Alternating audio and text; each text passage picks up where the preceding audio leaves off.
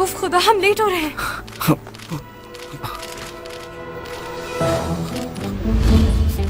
वो जगह जहां इल्म फिजाओं में महकता है, वहां तुम दोनों हाथों में हाथ डाले क्या करते फिर रहे हो? आज के बाद तुम इससे इस तरह से बात नहीं कर।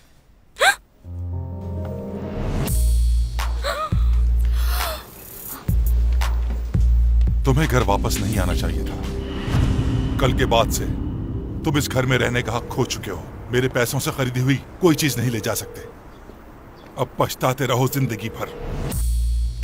क्या आज रात मैं तुम्हारे पास रह सकता हूं?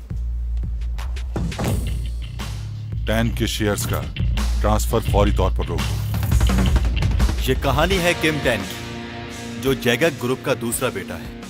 हाँ, छोड़ो मुझे। इस तरह बदला लेना चाहते हो मुझसे? खोलो, मैं कह रहा हूं दरवाजा खोलो। क्या सोचकर तुमने हाथ लगाया उसे?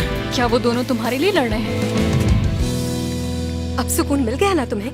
चलो साफ करो ये जगह। अपनी माँ से तुम्हें बहुत कुछ सीखने की जरूरत है।